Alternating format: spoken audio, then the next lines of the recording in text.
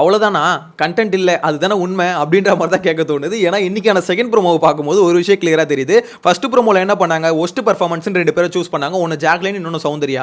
இப்போ செகண்ட் ப்ரோமோவில் என்ன பண்ணியிருக்காங்கன்னா, தீபக், மஞ்சரி, இந்த பக்கம் ரஞ்சித், பவித்ரா இவங்கலாம் பார்த்தீங்கன்னா பெஸ்ட் பர்ஃபார்மன்ஸ், அதாவது டெவிலில் 2 பேர் நல்லா பண்ணாங்க, ஏஞ்சலில் 2 பேர் ரொம்பவே நல்லா பண்ணாங்க அப்படின்ற மாதிரி பார்த்தீங்கன்னா இவங்க 4 பேரை சூஸ் பண்ணி இவங்க 4 பேருக்கு தான் கேப்டன்சி டாஸ்க்ல வந்து கலந்துக்க போறாங்க. இதுலேருந்து ஒரு கேப்டன் வர போறாங்க அப்படின்னு நம்ம சொல்லிட்டானுங்க. ஸோ இதுலேருந்து ஒன்று மட்டும் கிளியராக தெரியுது, இன்னைக்கான கண்டென்ட் வந்து ரொம்பவே பற்றாக்குறையாக இருக்க போது அப்படின்றது கிளியரா தெரியுது. எனிவேஸ் இந்த 4 பேர்ல பாத்தீங்கன்னா யாரு ஜெயிச்சா ஒருத்தங்க 2 பேர் பாத்தீங்கன்னா பயங்கரமா காண்டாவாங்க அப்படின்னு பாத்தீங்கன்னா எனக்கு தெரிஞ்ச மஞ்சரி மட்டும் ஜெயிச்சிட்டாங்கன்னு வச்சுக்கோங்களேன். இந்த பக்கம் டப்பா அருணும் சரி ஜாக்லினும் சரி பயங்கரமா கதறுவாங்க அப்படின்ற மாதிரி தான் நினைக்கிறேன். ஏன்னா அவங்க 2 பேருக்கும் பாத்தீங்கன்னா மஞ்சரி பண்ணதுல உடன்பாடு இல்லை அப்படின்னு நம்ம தான் சொல்லிக்கிட்டு இருக்காங்க. எனிவேஸ் இதுல வந்து பாத்தீங்கன்னா இன்னொருத்தவங்க ஜெயிச்சா இன்னொருத்தவங்க வெளியே போறதுக்கு வாய்ப்பு இருக்கு. யாருன்னா இன்கேஸ் பவித்ரா ஜெயிச்சிட்டாங்கன்னு வச்சுக்கோங்களேன், அடுத்த வாரத்தில் வந்து பவித்ரா கேப்டன் ஆயிடுவாங்க. அவங்க கேப்டன் ஆயிட்டாங்கன்னா தர்ஷிகா வெளியே போறதுக்கு வாய்ப்பு இருக்கு. ஏன்னா இந்த வாரம் பாத்தீங்கன்னா ஆனந்தி இல்ல சாச்சனா இவங்க 2 பேர்ல ஒருத்தர் வெளியே போயிடுவாங்க. மேக்ஸிமம் சாச்சனா போக மாட்டாங்க. ஸோ ஆனந்தி தான் வெளியே போயிடுவாங்க. வெளியே போயிட்டாங்கன்னா அடுத்த வாரத்தில் பார்த்தீங்கன்னா பவித்ராவா தர்ஷிகாவா அப்படின்ற மாதிரி தான் இருக்கும். ஸோ அதில் அதிகபட்சம் பார்த்தீங்கன்னா தர்ஷிகா போகிறதுக்கு தான் வாய்ப்பு இருக்குது. ஏன்னா அவங்களோட கிரிஞ்சி லவ் கண்டென்ட் இருக்குல்ல, அந்த கண்டென்ட் வந்து பார்த்தீங்கன்னா நிறைய பேரால் ஏற்றுக்க முடியல. ஸோ அதனால அந்த கண்டென்ட் நீ கொடுக்க வேணாம், நீ கொடுத்த வரைக்கும் போதும் அப்படின்ற மாதிரி வெளியே போகிறதுக்கு அதிகபட்ச வாய்ப்பு இருக்குன்னு நினைக்கிறேன். எனிவேஸ் இன்னைக்கான செகண்ட் ப்ரோமோ பார்க்கும்போது ஓகே இன்னைக்கான கண்டென்ட் இவ்வளோ தான் அப்படின்ற மாதிரி கிளியராக தெரியுது. ஸோ இதில் ஒரு முக்கியமான ஒரு மேட்ரு நடந்ததுங்க, லைவ்ல நடந்தது. ஸோ அதை பற்றி டீட்டெயிலாக டிஸ்கஸ் பண்ணணும்னு நினைக்கிறேன். முத்துக்குமரனுக்கும் மஞ்சரிக்கும் ஒரு விஷயம் நடந்தது. அதாவது நேற்று நைட் வந்து பார்த்தீங்கன்னா மஞ்சரி பயங்கரமாக வந்து அழுதுட்டாங்க. எதனால் அழுதாங்கன்னு பார்த்தீங்கன்னா முத்துக்குமரன் வந்து என்னை ஒதுக்குறான் அப்படின்ற மாதிரி அழுதுட்டாங்க. நான்லாம் மஞ்சரி இந்த மாதிரி அழுவாங்களா அப்படின்ற மாதிரி எக்ஸ்பெக்டே பண்ணல. ஸோ லைவ்ல நடந்த சம்பவம் இது. அவங்க இந்த அளவுக்கு அழுதது காரணம் என்னன்னா இந்த மாதிரி ஒதுக்குறான், அவன் 2 நாளாக என் கூட சரியாவே பேசல அப்படின்னாங்க. அது உண்மையான்னு கேட்டிங்கன்னா ஆமா, முத்துக்குமரன் 2 நாளாக பார்த்தீங்கன்னா மஞ்சரி வந்து ஒதுக்கிட்டு தான் இருக்காரு. மோஸ்ட்லி வெளியில் இருக்கவங்க ரெக்வஸ்ட் பண்ணதும் அதுதான், தயவு செஞ்சு மஞ்சரி சாச்சனா இவங்களை விட்டு வெளியே வாடா அப்படின்ற மாதிரி தான் சொல்லிட்டு இருந்தாங்க. இருந்தாலும் முத்துக்குமரன் அதுக்கு ஒரு எக்ஸ்பிளேஷன் கொடுத்தாரு. இந்த மாதிரி தர்ஷிகா கிட்ட பேசும்போது அழுதுட்டாங்க மஞ்சரி. முத்து உடனே ஓடி வந்து எதுக்கு மாளுவர் அப்படின்னு கேட்கும்போது என்ன ஒதுக்குற 2 நாளாக நீ என்ன ஒதுக்குற அப்படின்ற மாதிரி சொன்னாங்க. உடனே இவர் ஒரு எக்ஸ்பிளேஷன் கொடுத்தாரு. இல்லை நான் உன்னை ஒதுக்கிறதுக்கான காரணம், அதாவது உங்க கூட பேசுறதை கம்மி பண்ணுறதுக்கான காரணம் என்னன்னா, இப்போ இந்த வீட்டுக்குள்ளே நீ ஒரு போட்டியாளர், உங்க கூட க்ளோஸ் ஆகிட்டேன்னா உன்னை நான் நாமினேட் பண்ண முடியாது, உன்னை ஒஸ்ட் பர்ஃபார்மன்ஸில் உன்னை சொல்ல முடியாது. அதனால தான் பார்த்தீங்கன்னா என்னோட லிமிட்டை வந்து எப்படி சொல்றது, என்னோட இதை வந்து கண்ட்ரோல் பண்ணிக்கிறேன் அப்படின்னு நம்ம சொன்னாரு. ஸோ அதனால தான் யாரு கூடயும் அதிகமாக நான் பழக மாட்டேன், அதாவது ரொம்ப க்ளோஸாக போக மாட்டேன் அப்படின்னு நம்ம சொல்லிட்டு இருந்தாப்ல. ஆனால் உண்மை என்னன்னு பார்த்தீங்கன்னா அவர் சொல்லிட்டார் அந்த இடத்துல. ஆனால் உண்மை என்னன்னு பார்த்தீங்கன்னா முத்துக்குமரன் மஞ்சரி வந்து அவாய்ட் பண்ணுறாரு. ஏன்னா அவருக்கும் சில விஷயம் மஞ்சரி பண்ணுறது பிடிக்கல.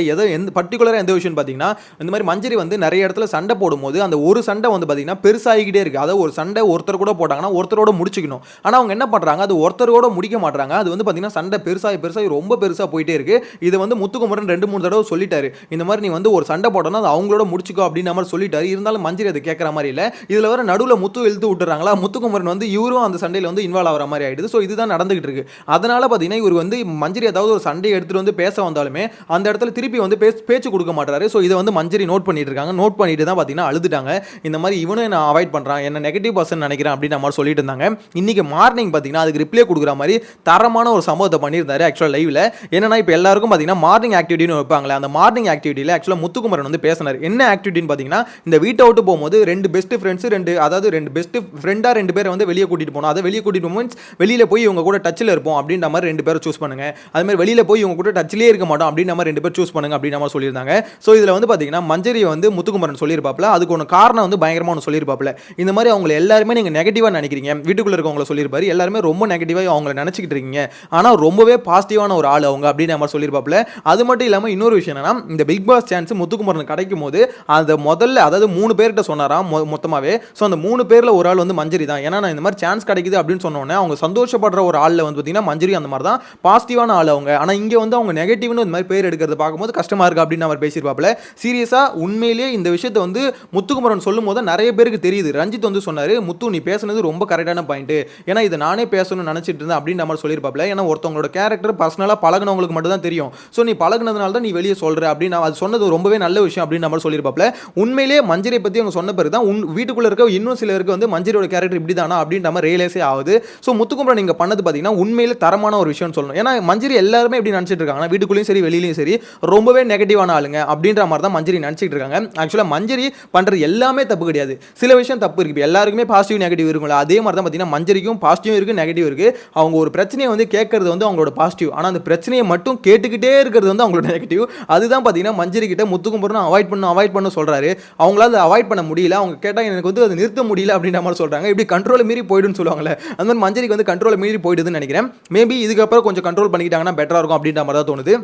என்னதான் இந்த வீட்டுக்குள்ள வந்து ஃபைட் பண்ண வந்தாலுமே சரி, இப்போ குறிப்பிட்ட காலம் வந்து நம்ம போகணும்னு வச்சுக்கோங்களேன். அதாவது கடைசியில வந்து பயங்கரமா ஃபைட் பண்ணி ஒருத்தர் மூஞ்ச ஒருத்தர் பார்க்காம கூட இருந்துக்கலாம். ஆனா பாதிக்கு மேலேயே இப்போ 60 நாள் தான் ஆயிருக்குன்னு வச்சுக்கோங்களேன். இப்பயே வந்து இந்த மாதிரி எல்லார் கூடயும் பகைச்சுக்கிட்டு இருந்தோம்னா வீட்டுக்குள்ள இருக்கிறது ரொம்பவே கஷ்டமா இருக்கும்னு தான் நினைக்கிறேன். ஸோ அதனால தான் பார்த்தீங்கன்னா முத்துக்குமரன் சொல்றாரு, எல்லாரையும் பகைச்சிக்காத, கொஞ்சம் பேர் கூட பேசு, நல்லா பேசு அப்படின்ற மாதிரி சொல்றாரு. மஞ்சரி அது கேட்க போறாங்களா இல்லையா அப்படின்றத வெயிட் பண்ணி தான் பார்க்கணும். எனிவேஸ் ஆனா இந்த மேட்டரை எடுத்து பேசுறது என்ன பொறுத்த வரைக்கும் பெரிய பாசிட்டிவ் நினைக்கிறேன் மஞ்சரியை பொறுத்த வரைக்கும். ஏன்னா மொத்த பேரும் இவங்க நெகட்டிவ் பர்சன் சொல்லிட்டு பயங்கரமா பேசிட்டு இருந்தாங்களா. அதுவும் அன்ஷிதா தான் பாத்தீங்கன்னா பயங்கரமா பேசியிருந்தாங்க. இந்த மாதிரி டோட்டலாவே நெகட்டிவ் பர்சன், நீ தான் டெவில் அப்படின்ற மாதிரி பேசியிருந்தா அதெல்லாம் கொஞ்சம் ஓவரா இருக்கும். ஏன்னா அன்ஷிதாவுக்கு உள்ளுக்குள்ள அவ்வளோ வன்மம் இருக்கு. அந்த வன்மத்தை ஃபுல்லா பாத்தீங்கன்னா மஞ்சரி மேல இறக்கி வச்சுக்கிட்டே இருந்தாங்க. ஆனா நேத்து நைட் ஒரு பர்ஃபார்மன்ஸை போட்டாங்க பாருங்க. இந்த மாதிரி டாஸ்க்லாம் முடிஞ்சதுக்கு அப்புறம் மஞ்சரி நான் பண்ணது ஏதாவது ஒன்று கஷ்டப்படுத்திருந்தா சாரிமா, டாஸ்க்குக்காக தான் பண்ணேன் அப்படின்ற மாதிரி. அப்ப நீங்கன்னா டாஸ்க்குக்காக பண்ணலாம், மற்றவங்க டாஸ்க்குக்காக பண்ணா உன்னை அக்செப்ட் பண்ணிக்க முடியாது. அப்ப என்ன சொல்லுவீங்க, சாட்சினா பார்த்து குட்டி பிசாசு, நீங்க மஞ்சரியை பார்த்து நீ தான் உண்மையான டெவில் நீ தாண்டி அப்படின்ற மாதிரி இஷ்டத்துக்கு பேசுவாங்க. ஆனால் டாஸ்க் முடிஞ்சதுக்கு அப்புறம் வந்து அதாவது அவங்க பண்ணா அது வந்து பார்த்தீங்கன்னா டாஸ்க்கு, மற்றவங்க பண்ணிட்டா அது வந்து டாஸ்க் இல்லை, அவங்களோட கேரக்டர் அது அப்படின்ற மாதிரி ஒரு பிராண்டிங் பண்ணுறாங்களே, அதுதான் பார்த்தீங்கன்னா இந்த வீட்டுக்குள்ள ரொம்ப நடந்துட்டு இருக்கு. ஸோ அந்த பிராண்டிங்கை உடைக்கிறதுக்காக தான் முத்துக்குமரன் எனக்கு என்னமோ இன்னைக்கு பேசின மாதிரி இருந்தது. உங்களோட கருத்து அதை பற்றி என்ன அப்படின்றத மறக்காம கமெண்ட்ல மென்ஷன் பண்ணுங்க. ரொம்பவே பாசிட்டிவ் சைடு அப்படின்ற மாதிரி எனக்கு என்னமோ தோணுது மஞ்சரி பற்றி அவர் பேசுறது. எனிவேஸ் இன்னைக்கான எபிசோட பொறுத்த வரைக்கும் இந்த செகண்ட் ப்ரோமோவை பார்க்கும்போது இவர் ரஞ்சித்தும் இந்த பக்கம் பவித்ராவும் இருக்காங்க, ஏஞ்சலா பண்ணும்போது அவங்கள எதுக்கு எல்லாருமே பெஸ்ட்டாக சூஸ் பண்ணாங்க அப்படின்னு பார்த்தீங்கன்னா இவங்க ரெண்டு பேருமே எந்த இடத்துலையுமே கிவ் அப் பண்ணல அப்படின்ற மாதிரி சொல்லணும். ரஞ்சித்தை வந்து உடைக்கவே முடியல, எல்லாருமே ட்ரை பண்றாங்க. முத்துக்குமரன் கூட சொன்னாரு ரஞ்சித்தை உடைக்கணுங்க, அவரை உடைக்கவே முடியலங்க, பேசினா பேசிக்கிட்டு. ஏன்னா இப்போ தீபக்கும் சரி முத்துவும் சரி பேசிக்கிட்டே இருந்தாங்க. அவ்வளோ எவ்வளோதான் அவர் கூட பேசினாலும் சரி சிரிச்சுக்கிட்டே எல்லாரும் சாவடிப்பாங்கன்னு சொல்லுவாங்களே, அந்த மனுஷன் உண்மையிலே சொல்ற சிரிச்சே எல்லாரும் சாவடிச்சாருங்க. தீபக் வந்து எவ்வளோ ட்ரை பண்றாரு, ஓகே ரஞ்சித்தை வந்து உடைச்சிடலாம் அப்படின்ற மாதிரி. ஆனால் அவரால் முடியல. முத்துவும் ட்ரை பண்ணாரு, உடைக்க முடியல. ஏன்னா அவர் எல்லாருக்கும் டஃப் கொடுக்குறாங்கன்னு சொல்லுவாங்க, அந்த மாதிரி மொத்த பேருக்கு டஃப் கொடுத்தாங்க. அவரை உடைச்ச ஒரே ஆள் யார் சொல்லுங்க, ஜாக்லின் மட்டும்தான். அதாவது அவர் டெவிலா இருக்க சொல்ல அவர் உடைச்சிட்டாங்க, அவர் ஏஞ்சலா இருக்க சொல்ல உடைக்க முடியல. ஆனால் டெவிலா இருக்கும்போது பார்த்தீங்கன்னா எப்படி சொல்றது, சுக்கு அவர் நொறுக்கி விட்டாங்கன்னு தான் சொல்லணும். மங்களம் சார்ன்ற போஸ்டிங் வேறு எடுத்துட்டாங்க, அதான் லாஸ்ட் வீடியோலேயே சொல்லியிருந்தேன். எனிவேஸ் அவங்களை உடைச்ச ஒரே ஆள் என்ன பொறுத்த வரைக்கும் பார்த்தீங்கன்னா ஜாக்லின் தான். இந்த பக்கம் பவித்ரா இருக்காங்களே, அவங்க என்னதான் 2-3 இடத்துல அழுதாலுமே இவங்க மஞ்சரி கொடுத்த அந்த டாஸ்க் எல்லாத்தையும் பார்த்தீங்கன்னா பயங்கரம் பண்ணிட்டு இருந்தாங்க. அந்த ஸ்போர்ட்டிவாக பண்ணிட்டு இருந்தாங்க. முட்டையை வாயில போடுறதாகட்டும், முட்டையை வாயில போட்டு கொப்பளிக்கிறதாகட்டும், ஸோ முட்டையை மூஞ்சில் எடுத்து தடவதாகட்டும், எந்த இடத்துலையுமே பார்த்தீங்கன்னா கோவப்படாமல் அந்த இடத்துல இருந்தாங்களே. ஸோ அதுக்காக தான் பார்த்தீங்கன்னா மோஸ்ட்லி வந்து எல்லாருமே இவங்களை வந்து ஏஞ்சல் வந்து பெஸ்ட்டான ஏஞ்சல் அப்படின்னு நம்ம சூஸ் பண்ணியிருக்காங்க. இந்த பக்கம் டெவில்ல ஆப்வியஸாக தெரியும் மஞ்சரி என்னென்ன பண்ணிட்டு இருந்தாங்கன்னு. அவங்களோட வேலைகளுக்கு கண்டிப்பாக நம்பர் 1 டெவில் அவங்களுக்கு தான். அதே மாதிரி தீபக்கும் சரி, தீபக்கும் உள்ள இறங்கி செஞ்சுட்டு இருந்தாரு தான் சொல்லணும். ஏன்னா தீபக் பேசுறது பார்த்தீங்கன்னா நிறைய பேருக்கு மன உடைச்சல், எப்படி முத்து பேசுறது வந்து பார்த்தீங்கன்னா சத்யாவுக்கு வந்து மன உடைச்சலாக இருக்கும், அதே மாதிரி தீபக் பேசுறதும் பார்த்தீங்கன்னா நிறைய பேருக்கு மன உடைச்சல் வந்திருக்கும். அந்த மாதிரி எப்படி சைக்கலாஜிக்கலாக அவங்க அஃபெக்ட் பண்ணுறது சொல்லுவாங்க, அதுதான் பார்த்தீங்கன்னா தீபக்கும் பண்ணிட்டு இருந்தாரு. ஸோ இது வந்து இந்த செலக்ஷனை பொறுத்த வரைக்கும் எனக்கு பொறுத்த வரைக்கும் பெஸ்ட்டாக இருக்குன்னு சொல்லணும். எப்பவுமே பார்த்தீங்கன்னா பயாஸ்டாக ஒரு மாதிரி பண்ணுவானுங்களே, அந்த மாதிரி இல்லாமல் இது ஃபேராக இருக்கு. ஆனால் எத்தனை பேர் யார் யாருக்கு ஓட்டு போட்டாங்க அப்படின்றத வெயிட் பண்ணி தான் பார்க்கணும். இதில் ஒரு முக்கியமான மேட்டருங்க, லைவ்ல ஒரு சம்பவத்தை பார்த்தேன். இப்போ இந்த வீடியோ எடுக்கிறதுக்கு முன்னாடி ஒரு சம்பவத்தை பார்த்தேன். சத்யா இருக்கார்ல, அவர் வந்து முத்துவை பற்றி இவர் அருண் கிட்ட சொல்லிட்டு இருக்காரு, மச்சான் இந்த கோடு மட்டும் இல்லைன்னு வச்சுக்கேன் நான் வேற மாதிரி ஆடி இருப்பேன் மச்சான் அப்படின்னு நம்ம சொன்னாப்ல. சரி ஓகே வேற மாதிரி ஆடி இருப்பேன் அப்படி. ஆனால் அவர் அதுக்கடுத்து ஒரு வார்த்தை சொன்னாருங்க, இந்த கோடு இருந்ததுனால தான் இந்த முத்து பையன்லாம் என்னை வந்து கேம் ஆடலன்னு பேசுற மாதிரி ஆயிடுச்சு, இல்லைன்னா இந்த சிறுவண்டெல்லாம் அப்பயே தட்டி விட்டுருப்பேன் அப்படின்ற மாதிரி பேசுறாப்ல. எனக்கு ஒண்ணுமே புரியல. சத்யா இந்த 50 நாளாக உங்களை யாராவது கண்ட்ரோல் பண்ணாங்களா? அவர் என்ன சொல்ல, டீம் கேம்ன்றதுனால தான் வாயை மூடிட்டு இருந்துட்டேன், இல்லைனா நான் வந்து கழட்டிட்டு இருப்பேன், யாரா நீனு அப்படின்னு நம்ம தான் சொல்ல தோணுது. யோசிச்சு பாருங்களேன், சத்யா வாயிலேருந்து இப்படி ஒரு வார்த்தை வருது. 60 நாளாக பார்த்தீங்கன்னா ஒருத்தன் ரஞ்சித்தை விட மோசமாக. ஏன்னா ரஞ்சித் வந்து பார்த்தீங்கன்னா சில இடத்துல ஃபன் பண்ணுவார், சத்யா அந்த ஃபன்னை கூட பண்ணாமல் தான் வீட்டுக்குள்ளே உட்காந்துட்டு இருப்பாரு. அப்படிப்பட்ட சத்யா வந்து சொல்கிறாரு, இந்த முத்து பையன்லாம் என்னை பார்த்து பேசுகிற மாதிரி ஆயிடுச்சு அப்படின்னு நம்ம சொல்லும்போது, உங்களை வந்து யார் தான் பேசலை, வெளியே வந்து பாருங்க ஊரே பேசுது. ஒருத்தன் வந்து கிலோ கணக்கில் மிச்சரை வாங்கி வீட்டுக்குள்ள பிக் பாஸ் வீட்டுக்குள்ள போகும்போது ஸ்டோர் பண்ணி வச்சிருக்கேன் அப்படின்னா என்ன பொறுத்த வரைக்கும் சத்யா தான். ஏன்னா வந்ததுல இருந்தே பார்த்தீங்கன்னா உடம்ப காமிக்கிறத தவிர வேற ஒண்ணுமே பண்ணல. அப்படிப்பட்ட ஒரு கேட்டகரியில் இருக்க ஆளு இங்க வந்து சொல்றாப்ல, அதுவும் அருண் கிட்ட சொல்றாப்ல, இந்த மாதிரி முத்து பையன்லாம் என்னை பார்த்து பேசுற அளவுக்கு நான் ஆளாயிட்டேன், அந்த கோடு தான் இவ்வளோத்துக்கும் காரணம், அந்த கோடு இல்லைன்னா உண்மையிலே டாஸ்க் வந்து பயங்கரமா போயிருப்போம், நானும் பயங்கரமா ஆடி இருப்பேன் அப்படின்னு நம்ம சொல்றாப்ல. மேபி அவர் சொல்றது உண்மையா இருக்கலாம், ஆனா என்ன பொறுத்த வரைக்கும் அதை அக்செப்ட் பண்ண முடியல. ஏன்னா அவருக்கு அது உண்மையா இருக்கலாம், என்ன பொறுத்த வரைக்கும் நீ எப்படி இருந்தாலும் இப்படி தான் இருப்பேன். இப்போ மட்டும் என்ன சத்யா பயங்கரமா ஆடி தள்ளிட்டாரா? இப்போ இந்த டெவில் வந்ததுல அதில் வந்து விளையாடுனால பயங்கரமாக எல்லாரும் உடைச்சாங்களா அப்படின்னு பார்த்தீங்கன்னா சேஃப் கேம் தான் விளையாண்டாங்க. ஆக்சுவலாக சைக்கலாஜிக்கலாக உன் மனசுக்குள்ள இருந்த எல்லாத்தையும் கொட்டியிருக்கணும், அதுதான் பார்த்தீங்கன்னா உண்மையிலே அந்த டெவிலா மாதிரி ஆடுற ஒரு விளையாட்டு. ஆனால் அந்த இடத்துலையும் பார்த்தீங்கன்னா எல்லாருமே சேஃபாக ஓகே ஓரளவுக்கு அஃபெக்ட் பண்ணால் போதும், ரொம்ப இறங்க வேணாம் அப்படின்ற மாதிரி தான் பண்ணிட்டு இருந்தாங்க. இவங்க டெவிலா இருக்கும்போது என்ன பண்ணாங்கன்னா பேட்சை புடுங்கி தான் வெறுப்பேற்றிட்டு இருந்தாங்க. மற்றபடி பார்த்தீங்கன்னா அவங்களை வெறுப்பேற்றி பேட்சை புடுங்கணுன்றது இன்டென்ஷனாகவே இவங்களுக்கு இல்லை. ஆக்சுவலாக பேட்சை புடுங்கிட்டு நீ கோவப்பட்ட பார்த்தியா அப்படின்ற மாதிரி பார்த்தீங்கன்னா பேட்சை பிடிக்கிட்டானுங்க. இதை தான் வந்து சத்யா இவங்கலாம் பண்ணிட்டு இருந்தது. ஆனால் இங்கே வந்து பேசும்போது பார்த்தீங்கன்னா அந்த கோட்டு இருந்ததுனால தான் நான் என்ன கண்ட்ரோல் பண்ணிட்டு இருந்துட்டேன், 60 நாளாக என்ன கண்ட்ரோல் பண்ணிட்டு இருந்தேன், இல்லைனா பார்த்தீங்கன்னா அவள் தான் இந்த வீடே 2ஆக போயிருக்கும் அப்படின்ற மாதிரி பயங்கரமாக பேசிட்டு இருக்காப்புல. ஆனால் ஒரு விஷயம் உண்மை ஒத்துக்கலாம், இந்த கோடு இருந்ததுனால தான் கிட்டத்தட்ட 50 நாளாக பார்த்தீங்கன்னா இந்த ஷோ இவ்வளோ மொக்கையாக போயிட்டு இருந்தது. ஏன்னா இந்த டாஸ்க்கு இவனுங்க பிரிச்சானுங்களா நடுவில் ஒரு கோடை போட்டு, அது ரொம்பவே தப்பான விஷயம். அதில் வந்து பார்த்தீங்கன்னா ஒர்க் ஆகலை. எப்படி சொல்கிறது, இதை இந்த மாதிரி போட்டு பயங்கரமாக கேம்லாம் வச்சா டிஆர்பி எகுருன்னு நினச்சாடுங்க. ஆனால் டிஆர்பி மண்ணோட மண்ணா போகணும்னு எதிர்பார்த்துருக்கவே மாட்டானுங்க. அதனால ஏன்னா 100 நாளைக்கான ஒரு கான்செப்ட் தான் இது, அந்த கோடை போட்டு வீடை 2ஆக பிரிச்சது.